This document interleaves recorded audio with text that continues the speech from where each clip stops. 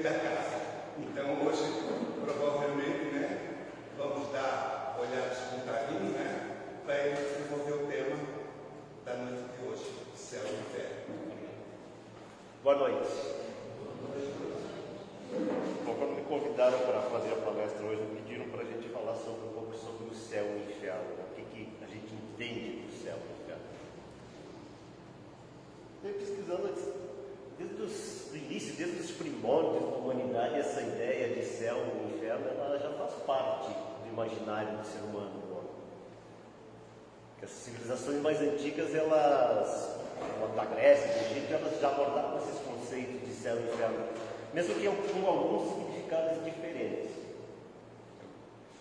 E aí então veio o Espiritismo para tentar desmistificar um pouco essas expressões sobre céu e inferno.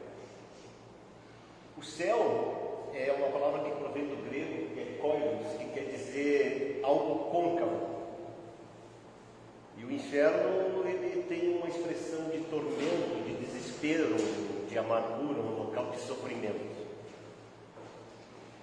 E aí então vamos procurar trabalhar sobre os conteúdos da doutrina espírita, então essa ideia de céu e inferno. E essas ideias, elas se mantiveram por muito tempo como bases materialistas e geográficas.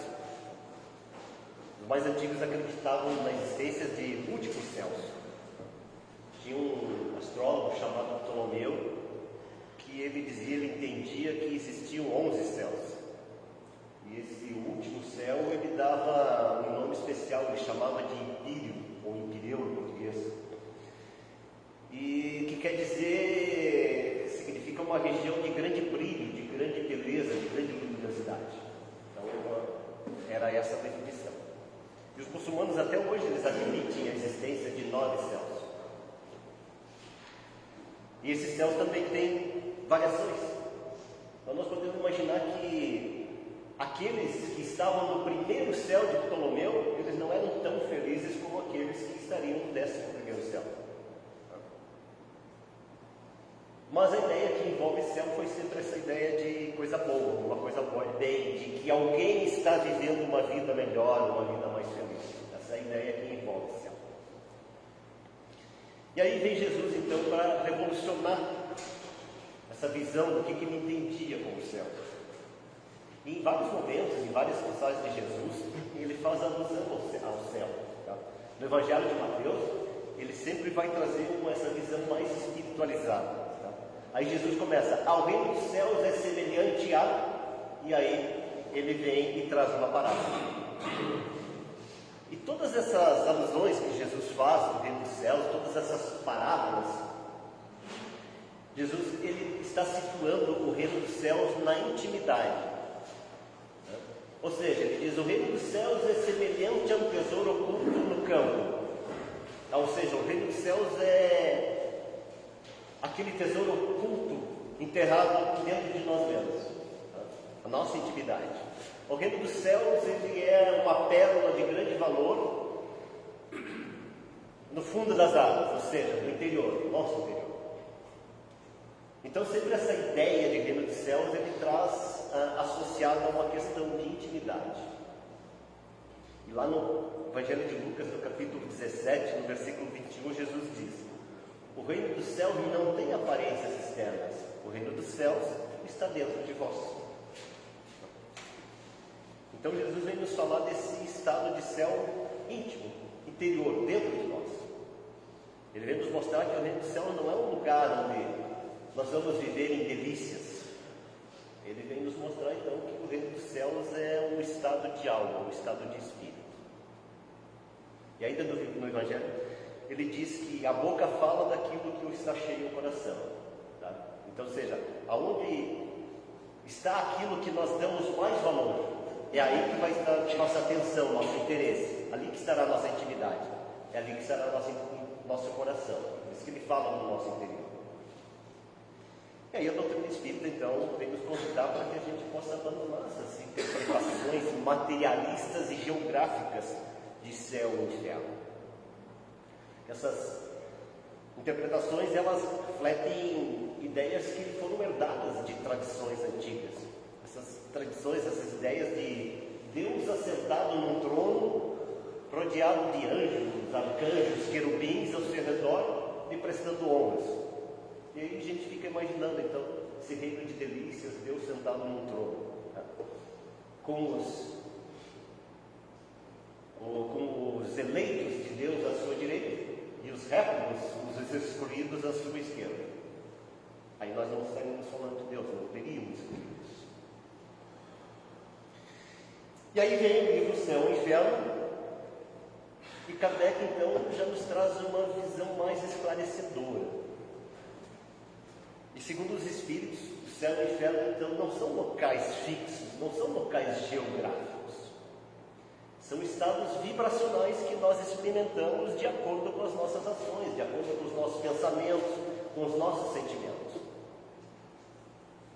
E lá no livro dos Espíritos, o Espírito da verdade, eles nos traz que o mundo normal primitivo é o mundo espiritual, não é o mundo material.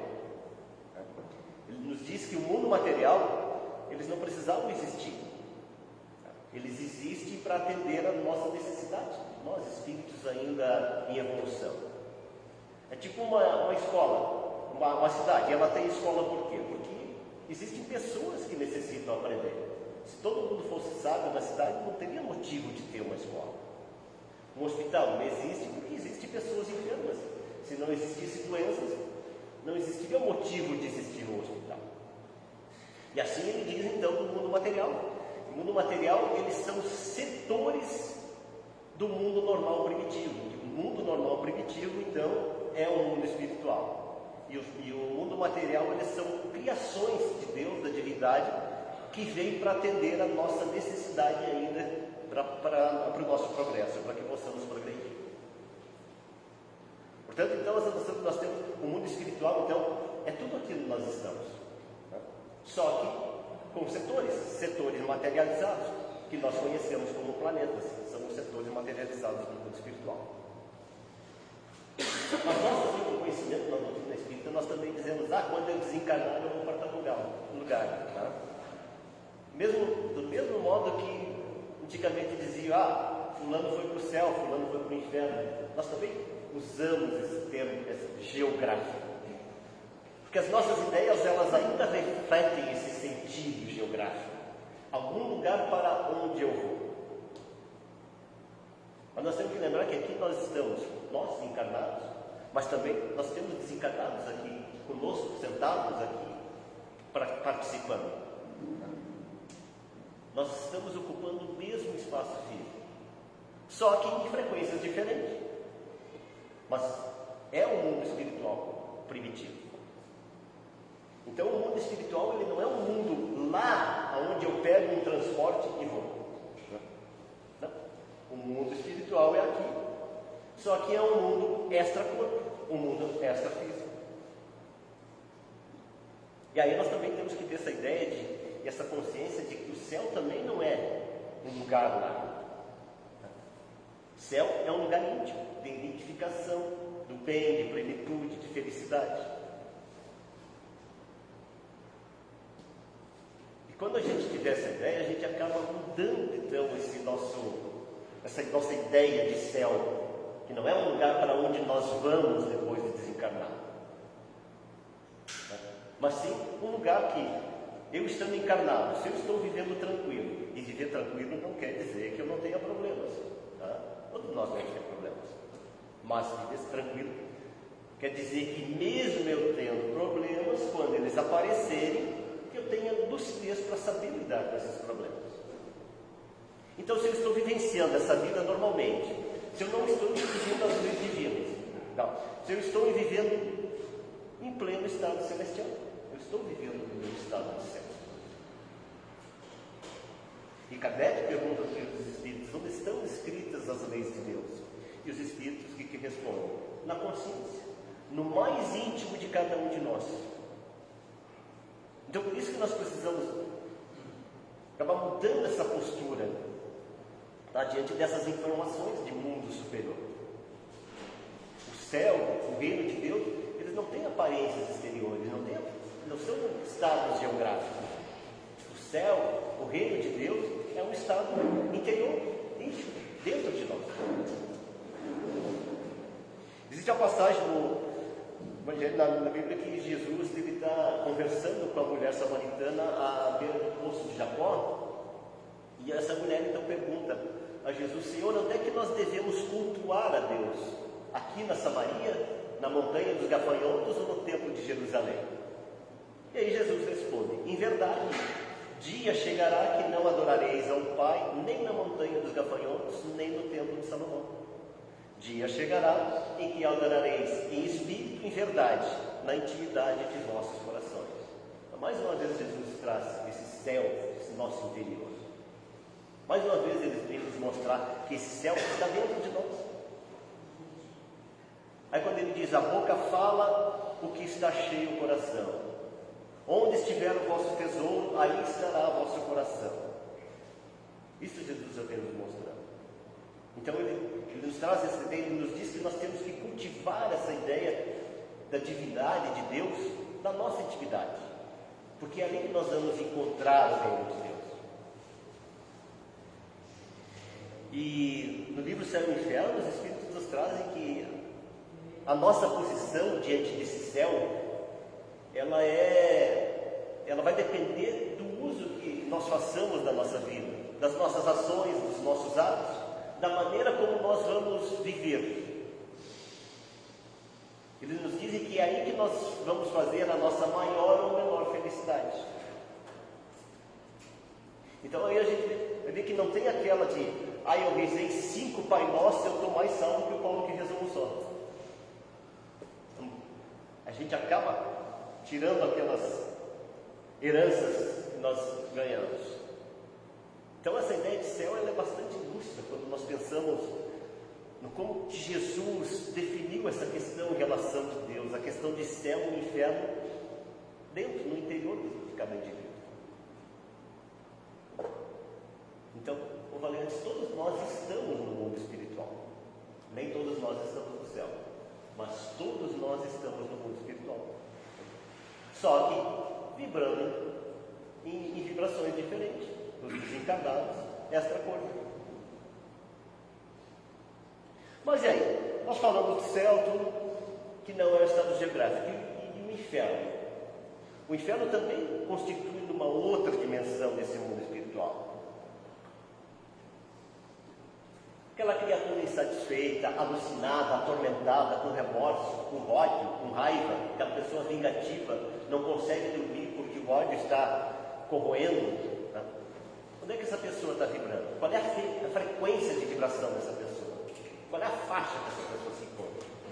Num estado infernal. Mas não é depois que a gente morre que a gente vai para o inferno? Não, né?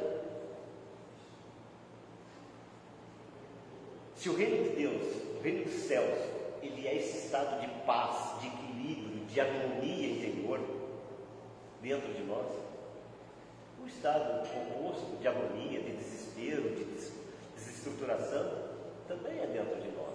Então o inferno também é no nosso interior. E vem existir aqueles dias lá que não consigo conversar com ninguém. Estou desesperado, estou aflito, desarticulado, vivendo num verdadeiro inferno, como se diz. E muitas vezes a gente ainda verbaliza isso aí: que inferno de vida que eu levo. Que inferno de vida que eu tenho. Só que ninguém vem nos impor a isso. Nós podemos viver tranquilamente no meio dos problemas sem nos deixar, sem sermos arrastados por esses problemas infernais. Então somos nós que criamos esse estado, porque o nosso mundo interior ele é resguardado pela nossa própria vontade. Então sou eu que escolho se eu quero estar nesse estado de céu ou de inferno. Então todas as coisas vinculadas ao Espírito, elas estão radicadas nessa herança ancestral que nós trazemos, que nós recebemos, de localizar geograficamente tudo. O plano espiritual, localizar geograficamente o céu e o inferno. E aí quando a gente então fala em céu e inferno, a gente quer essa localização geográfica. E no inferno não é diferente. A gente também tem essa localização geográfica. Ah, o inferno, fulano foi para o inferno. Como foi para o inferno? Era assim que se dizia antes, o fulano está vivendo uma vida de inferno. Eu estou infernizado, nesse estado de desespero, de agonia, de tormento. Então toda essa situação de desespero, de agonia, ela vai caracterizar esse estado infernal na nossa intimidade. Só que não é eterno, a não ser que eu permita. Porque tão logo eu decida sair desse estado, eu já começo a mudar essa minha situação, esse meu estado interior, esse estado mais infernal. E aí nós temos também essa ideia, recebemos de herança aquela ideia dos demônios, né? Que hoje é mais moda falar em obsessor, né? E se dá o mesmo valor dos demônios e obsessor. Antes falava que meu problema é causado pelos demônios. Hoje não, hoje meus problemas são provocados pelos obsessores.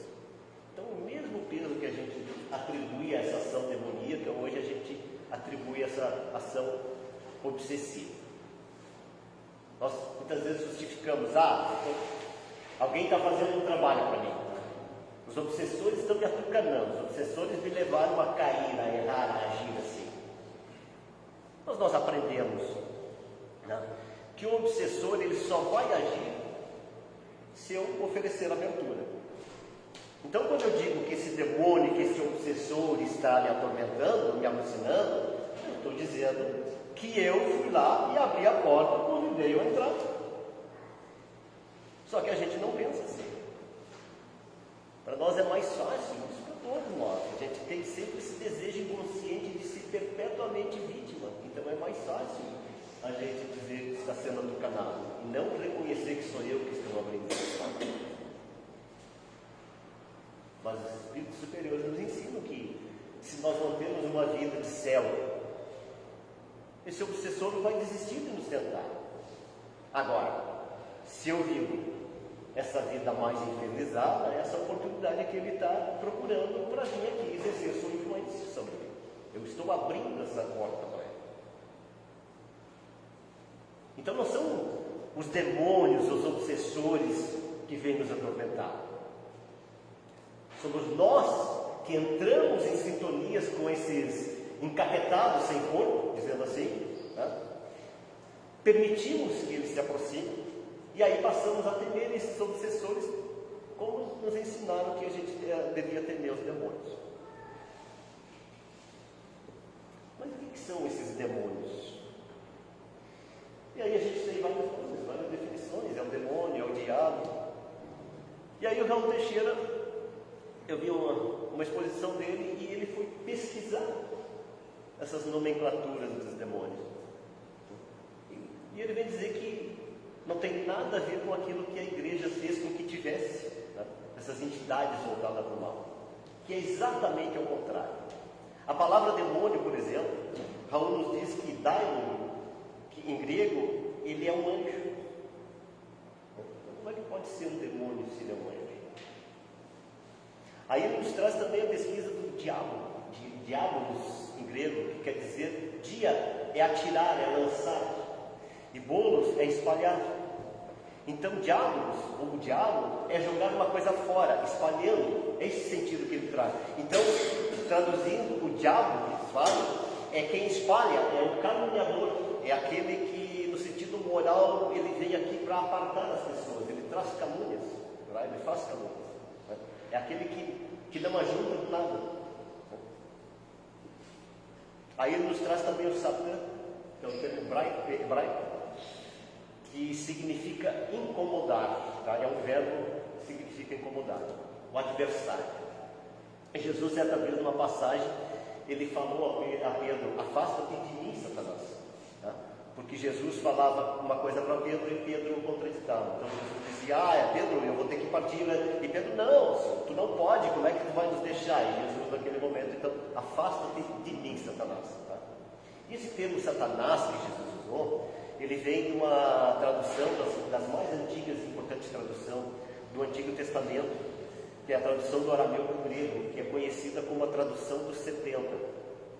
Que, segundo as lendas judaicas, essa tradução foi feita por 72 indivíduos, 6 indivíduos de cada uma das 12 tribos, de Israel, e essa tradução levou 72 dias, se não me engano, para ser feita. Tá? Então, Satanás, na tradução, é aquele que incomoda. E nós tememos o Satanás, né? Nos ensinaram a temer. Então, quando se tira o peso da palavra, fica mais fácil de ouvir falar de Satanás. Tá? Satanás hoje é aquele que incomoda, aquele que perturba. Mas ele também foi pesquisar Beuzebu. Beuzebu, em hebraico, a tradução quer dizer, Baal quer dizer Senhor dos estercos. Então, a palavrinha Senhor dos estercos. E aí, o tão temido Lúcifer, que conforme lendas da Bíblia, Lúcifer era um anjo de altíssima hierarquia de Deus e era um ajudante de Deus, que sabia todos os segredos de Deus. E um dia Lúcifer tinha as ideias dele, quis aplicar um golpe e aí perdeu os poderes, mas não perdeu o conhecimento que tinha. Então dizem que Deus aí afastou Lúcifer de lá e toda a religião que seguia as ideias de Lúcifer e mandou lá para os infinitos aqui da Terra. E aí nós vamos aqui vivendo um pouquinho com Lúcifer, que faz umas promessinhas ali, nos diz uma coisa e a gente vai seguindo ele, que é mais fácil. Mas essa é uma lenda que traz. Mas o Lúcifer mesmo, o que significa o nome Lúcifer? Lúcifer no latim é luz, é luminoso. E fer é uma partícula grega que quer dizer aquele que leva. Então a palavra Lúcifer é aquele que leva luz. E aí nós temos Lúcifer como o príncipe das trevas que leva luz. Então as nossas mentes elas foram trabalhadas para a gente sentir o medo, para o medo. Mas o medo só existe onde impera a ignorância. Então quando se estuda, quando vai procurar realmente o conhecimento, aí a gente vai ver que não tem absolutamente nada. E o Espiritismo então vem com essa proposta da nossa libertação, da libertação da nossa consciência. Só que tem um preço. Na libertação dessa consciência, quando eu acertar, eu acerto, eu sei que eu estou acertando, eu quero acertar. Mas e quando eu errar? Quando eu errar, eu tenho que assumir que eu estou errado. Me deu vontade de errar. Eu vou ter que arcar com essas consequências. Mas nós temos que ter essa consciência. Aí eu não posso mais me colocar na condição de vítima. Foi o demônio que me atentou, foi o obsessor que me fez praticar isso.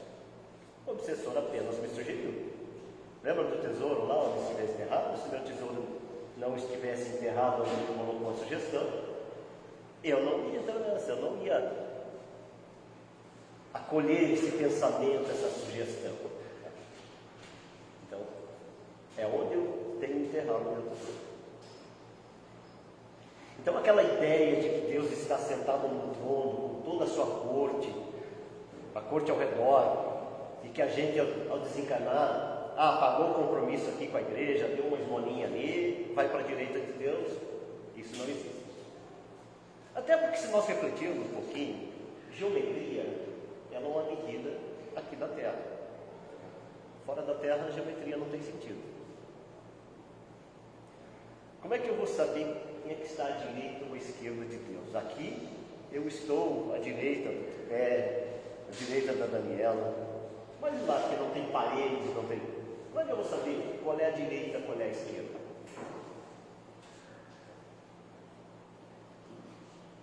Não tem sentido.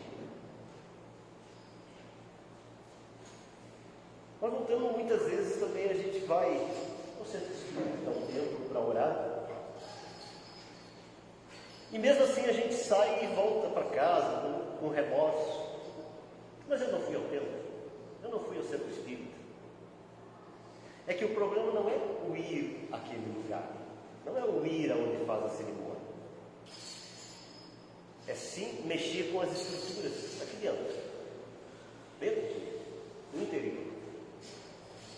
Existem outras vezes que não vou a lugar nenhum, estou em casa, tranquilo, estou em paz, estou bem, estou agindo bem no meu cotidiano, estou vivendo bem, não estou descumprindo nenhuma lei de Deus, estou tratando a vida com o respeito que a vida merece. Então nós temos que desligar virtudes de rótulos. Nós temos que pensar mais nesse reino de céus interior, nesse nosso interior. Mas aí também, no livro Céu e Inferno, Kardec nos traz também, fora o céu e fora o inferno, a gente vai falar um pouco também de purgatório. O que é esse purgatório? É um lugar onde se purga, onde se resgata, onde se paga alguma coisa que se deve. Mas esse purgatório também não foi localizado geograficamente. Como ninguém localizou o céu geograficamente, nem o inferno. Dizem que o céu está além das estrelas, tá? Além da atmosfera. Mas com todo o progresso astronômico, até hoje ninguém verificou nenhum tipo de trono de Deus, nem anjos e arcanjos tocando flautim por ele. O inferno está no meio da terra. Com todas as pesquisas geodésicas e geológicas do nosso planeta, foi encontrado muitas substâncias de ignição, muito níquel, muito ferro. Até hoje ninguém encontrou nem o capeta, nem o caldeirão, nem o Deus. Não são geográficos. Assim como o purgatório também não é geográfico, não pode ser um lugar geográfico. Nos ensinam os Espíritos, já desde o livro dos Espíritos, que o purgatório é o nosso próprio planeta.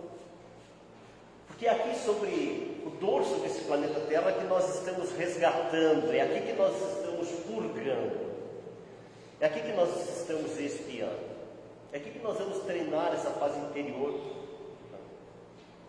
diante de tudo que a gente vê, de tudo que a gente sabe. Isso é expiar. O que a gente pode falar de um corpo bonito, esbelto, de um filho, de um parente, de um amigo, tá? Sem nenhum problema estético? E aí um câncer vem e se alija ali e começa a aninhar ali. E aí esse corpo, esse edifício secular vai desmoronando, vai alijando aquela alma. E ninguém pode fazer nada. O que é isso se não é purgar? Não é uma expiação, um processo de purgar mesmo.